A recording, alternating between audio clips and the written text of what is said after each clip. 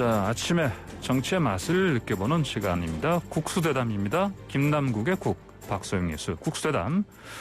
자, 먼저 김남국 더불어민주당 의원 전화로 연결합니다. 안녕하십니까?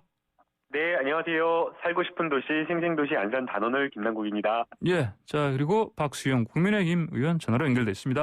박 의원님 안녕하십니까? 예, 안녕하세요. 박수영입니다. 예. 자, 두 분 어제 간밤에 늦게 서울시장 후보 두 분 TV 토론회 좀 보셨습니까? 네, 맞습니다. 예. 유튜브로 시청을 했는데요. 예. 오늘 아침에 보니까 조회수가 거의 28만을 넘어가서 예. 와, 국민들이 정말 많은 관심을 가지고 있구나라는 생각을 했습니다. 그렇군요. 알겠습니다. 자, 두 분은 이번 토론 어떻게 평가하십니까?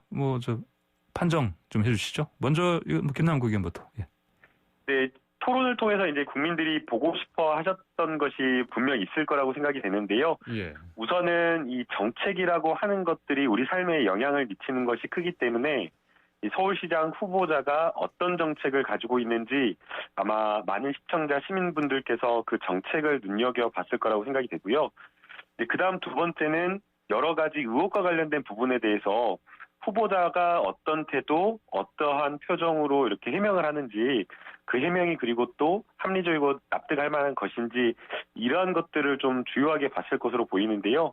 어제 이제 토론을 이제 보면서 조금 안타깝고 아쉬웠던 것은 결국에는 오세훈 후보자가 많은 해명을 하는데 좀 어색하고 또 해명을 함에 있어서 또 한 번의 거짓말을 한 것은 아닌지 거짓말을 덮기 위해서 또 거짓말을 하고 또 거짓말을 하고 계속해서 해명을 통해서 의혹을 해소하는 것이 아니라 오히려 거짓된 해명으로 의혹을 키우는 그러한 어떤 모습 때문에 조금 그런 것들을 보면서 의혹이 해소되지 않았다라는 그런 생각을 했고요. 예. 그다음에 이제 태도와 관련된 부분에 있어서는 국민의 한 사람으로서 조금 불편한 점도 있었던 것 아닌가라는 생각이 들었습니다. 태도요? 예. 예, 일단은 질문을 하면 박영선 후보가 질문을 하면 그 질문과 말이 끝날 때까지 경청하고 대답하는 그런 모습을 보였으면 좋았을 텐데 약간 턱을 치켜드는 모습이 저희 박영선 후보를 깔보는 건가? 약간 그런 오만한 태도에 약간 저는 불편함을 느꼈고요. 예. 또 말을 끝까지 듣지 않고 계속해서 끼어들고 말을 자르고 이렇게 이야기하는 모습에서 조금 저는 토론하는 어떤 그런 태도도 조금 적절하진 않았다라는 그런 생각이 들어서 예. 이런 지점에 있어서는 오세훈 후보가 실점을 하지 않았나라는 그런 생각을 했습니다. 예, 그렇게 지켜보셨군요. 자, 박수영 의원님께서 어떻게 보셨습니까? 예, 저는 보신 시청자 여러분들께서 오세훈 후보가 훨씬 잘했다는 데 대해 이견이 없을 거라고 봤습니다. 사실 박영선 후보의 경우에는 답변에 우선 구체성이 없어요. 예산 규모, 예산 조달 방법 엄청나게 많은 공약을 내놨는데 예. 그 돈을 어떻게 확보할 건가에 대한 답을 구체적으로 내놓지를 못했고요. 중간에 말 끊기나 말꼬리 잡기는 박영선 후보가 더 많이 한 것 같고 눈을 깜빡이고 과도한 제스처를 쓰고 이래서 보는 분이 상당히 불안정한 후보라는 느낌을 갖게 만들었던 것 같고 반면에 우리 오세훈 후보 같은 경우는 표정이 사실 시종일관 아주 여유 있는 표정이었고 몸짓도 상당히 절제가 되고 옅은 미소를 계속 띄우고 있었거든요. 그다음에 답변에도 정책 문제에 대한 답변에 가서 아주 구체적으로 첫째, 둘째, 셋째 이렇게 구체적으로 해줬기 때문에 저는 시청자들 좀 있으면 여론조사 나오겠습니다만은 이견 없이 오세훈 후보가 더 안정적인 후보다. 역시 시장을 두 번 했기 때문에 안정적으로 시정을 운영하겠다는 느낌을 가졌을 거라고 보고 있습니다. 예, 자, 알겠습니다. 토론 실력 평가가 좀 다르네요. 알겠습니다. 자, 그러면 어제 예상대로 사실 오세훈 후보 내곡동 땅 셀프 보상 의혹 가지고 서로 설전을 벌였는데, 자, 좀 어떻게 보셨습니까? 김남국 의원께서 보시기에는 오세훈 후보 의혹 좀 여기서 좀 제대로 좀 해명을 했다 보십니까?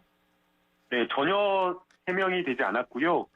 정치인의 거짓말이라고 하는 것은 굉장히 심각한 도덕성의 문제인데 이런 부분에 대해서 제대로 된 검증이 안 된 것 같습니다. 내곡동 의혹과 관련되어서는 여러 가지 쟁점이 있겠지만 크게 세 가지라고 생각이 됩니다. 첫 번째는 이 사업을 하는 과정에서 정말 이 땅의 재산이나 이런 것들을 몰랐냐라고 하는 부분인데요. 오세훈 후보 같은 경우에는 처음에는 땅 존재를 몰랐다고 밝혔다가 그 다음에는 이제 땅 존재라고 하는 것을 재산 신고 내역을 통해서 알게 되니까 막 비판을 받으니까 그게 아니라 사업 진행을 몰랐다라고 또 다른 거짓말을 했거든요. 그런데 이 부분에 대해서 국장 정결이라고 하면서 계속해서 자기는 모른다라고 시장이 몰랐다라고 이야기를 하는데 상식적으로 아마 모든 국민이나 시민들은 그렇게 생각을 할 겁니다. 아니 어떻게 서울시에서 40만 평 이상의 그린벨트를 해제하고 9,500세대의 아파트가 들어서는 이런 대규모 주택 개발 사업을 시장이 모르고 그냥 국장이 마음대로 정결 처리할 수 있는지 이것은 말도 안 된다라고 생각이 들고요. 당연히 보고되었을 사안을 본인은 몰랐다라고 이야기를 하면서 거짓 해명하는 것 자체가 저는 납득이 안 된다라고 생각이 됩니다. 그리고 최근에 어제 그제였죠. 측량하는 심지어는 이 내곡동 땅에 오세훈 후보가 직접 가가지고 측량하는 현장에 봤다라고 하는 사람들이 증인이 한 명이 아니라 3명이나 나왔습니다. 그런데도 오세훈 후보는 나는 측량한 거 안 갔다라고 하면서 발뺌하면서 거짓말하고 있는데요. 이 3명 내곡동에서 경작을 했다라고 하는 사람 2분이고요. 심지어는 그 측량 팀장까지도 똑같이 어떤 옷차림 그리고 오세훈 후보다라는 것까지를 이야기를 하고 있습니다. 그런데도 불구하고 이렇게 뻔뻔하게 측량하는데 관여하지 않았다, 몰랐다라고 이야기를 하는 이런 오세훈 후보의 태도가 정말 공직자로서는 너무나 적절하지 않다라고 생각이 들고요. 아마 이 부분에 대해서는 많은 국민분들께서 실망하고 이러한 거짓말에 대해서 심판을 저는 분명하게 할 것으로 생각이 됩니다. 예, 박수영 의원께서는 땅 보상 의혹 관련해서 공방전 좀 어떻게 보셨습니까? 예, 저는 이 문제에 대해서 설왕설래하면서 말씀하시는 대부분의 분들이 행정을 1도 모르는 분들이 얘기하고 있다 이런 생각이 들었습니다.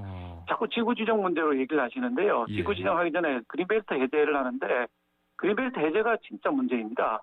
그린벨트 해제가 되면 지구지정을 하지 않아도 땅값이 오르는 것이거든요. 그러니까 오세훈 후보가 지구지정을 했다 자꾸 그러는데 그것도 사실은 아니지만 지구지정을 안 하면은 땅값이 더 올라가는 겁니다. 임대아파트가 들어온 땅보다 그린벨트만 해제된 땅이 더 올라가는데 그럼 그린벨트를 오세훈 후보가 했느냐? 그게 아니라는 게 언론에 많이 공개된 2007년 3월 29일 날 중앙도시계획위원회 문건이거든요. 거기서 뭐라고 의결을 했냐면은 국책사업으로 인정을 한다고 의결을 한 거예요. 국책사업으로 인정을 하게 되면 이 사업은 국토부 장관, 당시는 건교부 장관인데 건교부 장관이 그린벨트를 해제하고 지구 지정을 할 수 있는 권한을 갖게 되는 겁니다. 이걸 3월 29일 날 중도회에서 결정을 했고 중도의 결정 문건이 나와 있습니다. 다시 말해서 이 그린벨트 해제가 중요한데 이거는 이미 국토부 장관이 한다고 표시가 되어 있는 것이고요. 지구 지정을 안 해서 지구 지정을 신청해서 셀프 보상을 받은 게 아니고 사실은 셀프 손해를 본 겁니다. 지구 지정 안 되면 돈을 더 버는 거예요. 그다음에 이제 국장 정결 문제를 말씀하시는데 행정을 안 해본 사람들이 자꾸 얘기를 하는데 이런 문제를 국장 정결 이게 전부 다 포함하면 아까 우리 김남국 의원께서는 40만 평이라고 그랬는데 그게 아니고 22만 4천 평이고요. 이걸 왜 국장 정결을 했느냐? 여기가 22만 4천 평 안에 내곡동, 신원동, 영곡동, 원지동이 포함되어 있는데 4개를 한꺼번에 LH를 하기 힘드니 그중에 내곡동을 SH를 하기로 한 거예요. 합의가 다 되고 정부의 컨센서스가 형성됐기 때문에 이거를 국장 정결로 해서 보낸 거예요. 지구지정 자기 이해를 위해서 했다 사실이 아니고 이런 내용을 잘 알고 가셔야 되고요. 그다음에 청량했던 사람 3명이 오세훈 후보 봤다고 하는데 이 문제는 그 국토정보공사에서 청량할 때 누가 입회했는지 다 기록하고 사인을 받아놨을 거라고 보고 있기 때문에 정보공개 청구를 했습니다.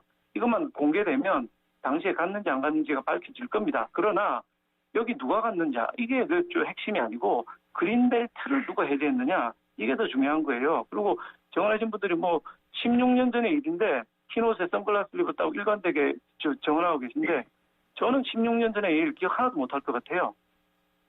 예, 알겠습니다. 제가 행정학을 학부에서 전공하고 대학원에서 행정법을 박사학위 수료를 했는데 박수영 의원님께서 말씀하신 내용이 너무 어려워서 이해가 좀 잘 안 되는데요. 지금 여러 가지 서울시에서 하는 보금자리 주택지구 지정안이라고 하는 것을 마음대로 서울시에서 이렇게 하는 것이 아니고 결국에는 국토교통부와 서울시가 협의해서 하도록 되어 있고요. 그리고 이 서울시가 이러한 어떤 큰 사업을 결정을 할 때에 과연 국장이 마음대로 결정을 할 수 있겠는가, 너무나 상식적인 일이라고 생각이 됩니다. 그리고 그러한 어떤 그 서울시 보금자리 주택지구를 지정할 때에 분명히 오세훈 후보가 그렇게 측량까지 했던 땅이고 처가의 땅이 거기 있다라는 것을 안다라고 하면 공직자가 어떻게 행동해야 되는지, 그것은 너무나 당연한 이치에 따라서 이해충돌의 문제가 발생하기 때문에 그것을 회피하고 거기에 따라서 청렴하게 행동하는 것이 국민의 요구이고 저는 상식이라고 보이고요. 그러한 어떤 눈높이에 봤을 때 오세훈 후보의 어떤 행동이나 이런 것들에 있어서 해명에 있어서도 그렇고 그러한 어떤 부분에 있어서 매우 좀 부적절한 지점이 있기 때문에 이러한 부분은 분명하게 좀 비판을 받을 부분이 있다라고 저는 생각이 됩니다. 예, 알겠습니다. 제가 네네. 반론을 행사하겠습니다. 네, 박성희 의원님. 예. 예, 2006년 오세훈 후보가 시장이 되기 전에 이 지역은 이미 국토부에서 예정지역으로 지정을 했다가 2007년 3월 29일 날 중도위를 통해서 지정을 그린벨트 해제를 하겠다, 국책사업을 하겠다고 한 것이고요. 이 사건이 사실 방금 말씀하셨지만은 김남국 의원은 잘 모르시는 부분이 뭐냐면은 9만 평, 즉 30만 제곱미터를 넘어가는 부분은 국토부가 해야 되고 그거보다 작으면은 지방자치단체장, 광역단체장이 할 수가 있게 됩니다. 9만 평인데 이 사업이 12만 4천 평입니다. 서울시장이 할 수 있는 범위를 넘어선 거예요. 그래서 국토부가 국책 사업으로 하겠다고 했고 이 그린벨트 해제라든지 지구지정 권한은 전부 국토부에 있는 겁니다. 다만 국토부가 아까도 말했지만 내곡, 신원, 염곡, 원지 4개 동이니까 너무 크고 그때 당시에 노무현 정부에서 임대주택 100만 호를 빨리 추진하기 위해서 그걸 쪼갠 거예요. 이게 내곡동은 SH가 하라 하고 지정을 해줬기 때문에 지정 요청을 한 겁니다. 내부적으로 의논을 다 하고 했기 때문에 국장 정결을 갔다는 거예요. 그거를 또 행정 내부를 아는 사람은 다 아는데 잘 모르겠다고 하시면 안 되죠. 네, 제가 하나 말씀을 드리면요. 국토부의 권한이 있다라고 해서 서울시가 마음대로 결정 못했다라고 하는 것은 말도 안 되는 면피라고 보이고요. 이 지금 내곡동 임대주택 개발 계획안과 관련되어서는 당시에 서초구청과 주민들이 반대해가지고 2006년도에 좌초됐다가 결국에 서울시가 다시 지정한 제한 제출을 2009년도에서 진행될 수 있었던 사업입니다. 주민들과 구청, 구민들이 반대했던 사업들을 다시 추진할 수 있었던 계기가 되는 것은 국장의 마음대로 그것을 권한을 행사할 수 있다는 것은 말이 안 된다라고 보이고요. 결국 이 부분에 대한 결단은 서울시장이 최종적으로 의사결정을 하고 결단을 내렸기 때문에 가능한 것으로 보고 있기 때문에 그렇기 때문에 여기에 대해서 셀프 보상 의혹이 지적이 있다라고 저는 보고 있는 겁니다. 예, 그렇게 보실 수 있지만 사실 내용은 그게 아닙니다. 이게 2006년, 2007년 두 번의 결정이 있었는데 이게 2005년 8월에 지구지정 제한이 들어가게 됐는데 아까 말씀드린 대로 지구지정 제한을 안 하면은 돈을 더 버는 거고요. 이게 왜 이렇게 늦어졌느냐 하면은 중도위에서 국책사업 인정할 때 6개의 조건을 걸어서 조건부 의결이라는 거 합니다. 일부는 조건부 의결 아니다 이렇게 얘기하는데 제가 도시계획위원회 위원장을 오래 했습니다. 해보면은 대부분의 건이 조건부 의결이 되는데 조건이 충족되는데 시간이 걸리기 때문에 2007년에 국책사업을 했지만 2009년까지 걸리게 된 거고 중간에 정권이 바뀌고 법이 바뀌었거든요. 국민임대주택법이 보금자리법으로 바뀌는 바람에 법이 바뀌면 달라지는 게 있는가 싶어서 다 기다리고 있었고 6개의 조건을 충족시키다 보니까 시간이 걸린 거예요. 이걸 그렇게 복학하시면 안 되고 내용을 행정을 아는 사람한테 물어보세요. 정확하게 알 수 있습니다. 예. 청취자분들 참고하시라고요. 아까 김남국 의원께서 말씀하셨지만 스스로 김 의원께서는 행정법 박사과정까지 수료하셨고요. 전문가십니다. 그렇죠? 행정. 그리고 박수영 의원님은 또 행시 출신이시고 경기도 행정부지사 30년 이상 했습니다. 행정부지사 지내셨죠? 이런 일을 했습니다. 30년 이상. 예. 두 분 정말 전문가신데. 예, 알겠습니다. 자, 이번엔 박 후보, 박영선 후보 쪽 얘기 좀 해볼까요? 일본 도쿄집, 이것 때문에 국민의힘에서는 처분 관련해서 거짓말하고 있다, 이렇게 주장하고 있는데, 이게, 핵심이죠? 맞습니까? 예. 박사님? 예. 이게 좀 보면 이상한 부분이요. 이게 이제 아카사카에 있는 박영선 후보의 일본 아파트인데요. 예.